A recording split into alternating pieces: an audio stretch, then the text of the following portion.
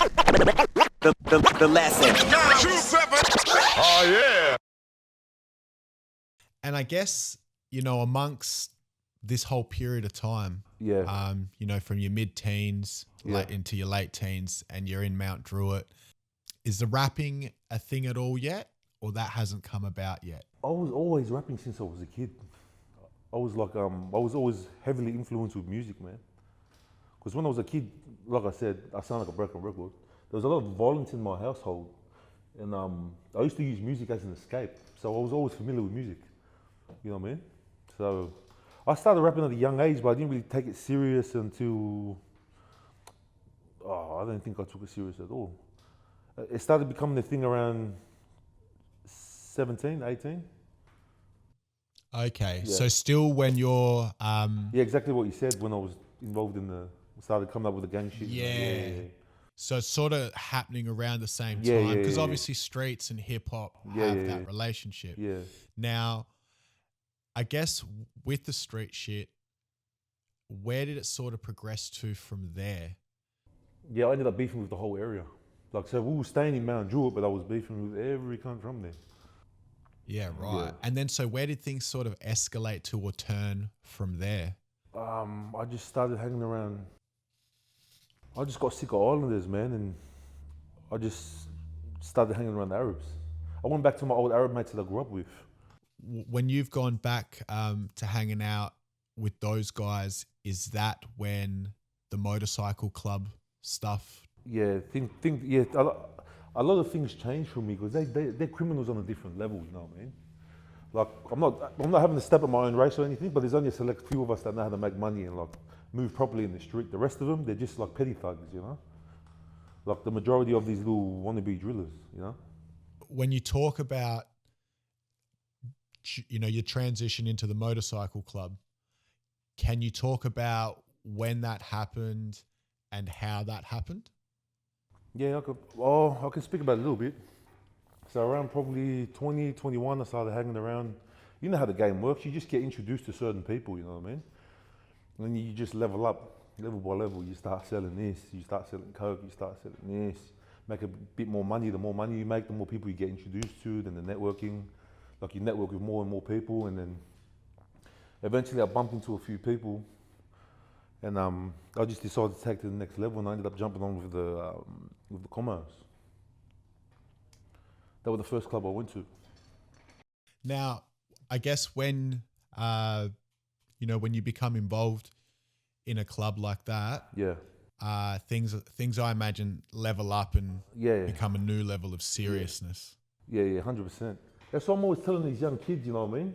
You gotta play every level. You can't just jump and expect to make money. Like you got to go every single level because it's like conditioning to when you get to that point where if you get caught, you won't rap. You know what I mean? Because you've played every level. A lot of them just skip it. They're born into families that have a lot of money, and then like they're just given the opportunity. You know what I mean? So then when they do get done, they're not prepared for it because they've never been in the street at all. You got to play every single level. You know what I mean? You can't just jump the queue. You jump the queue, that's how you go crown witness and you rap. Like every level is conditioning for the next level. You know what I mean? And then so when you talk about getting to the level where you joined the Comancheros, Yeah. can you talk about, why you chose to make that move and how that experience was for you? Oh, the reason I chose, I just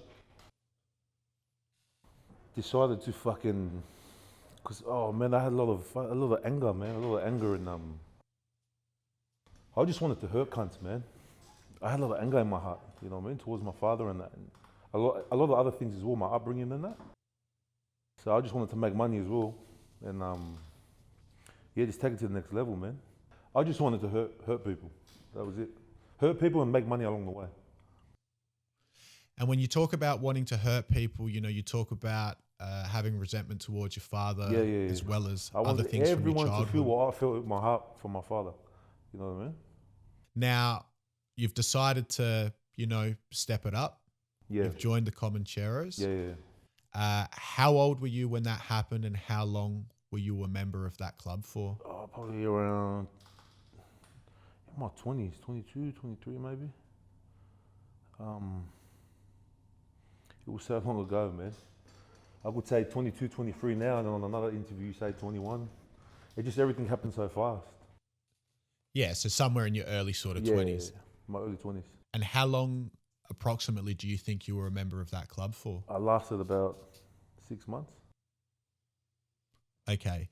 And when you say, you know, I lasted, that instantly gives me the impression that it was like difficult to, you know, sustain that lifestyle, or? Oh, not really sustain it. It's just I was really out of control.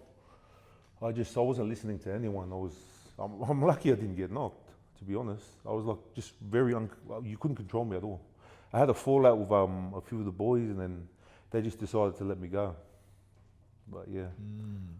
But that club, shout out to all the boys from my chapter back then, And then so when you've dipped out of that situation, what happened from there? Did you join another club? Yeah, I ended up defecting over to the Hells Angels, East Lakes chapter.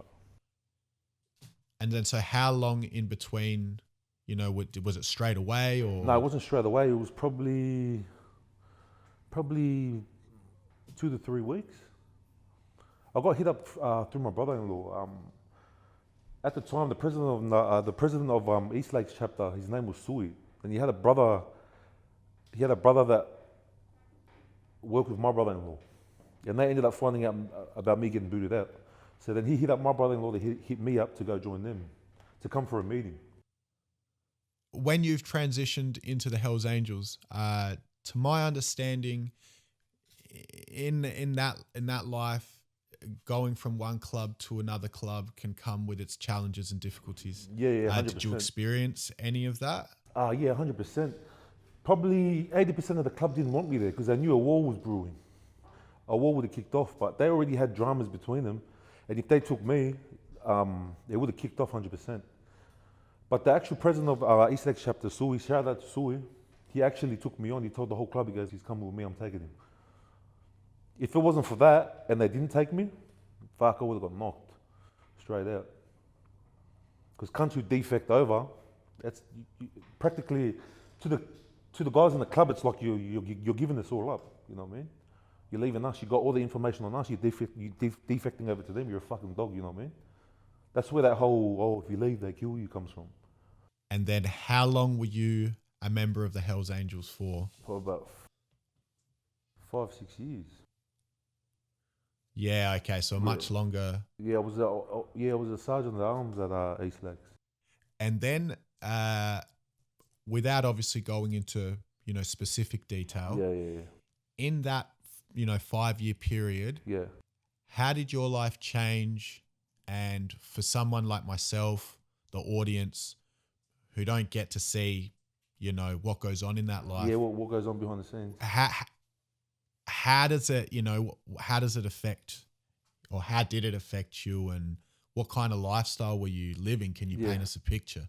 Well, at the time, it didn't really affect me. It more so affects me now.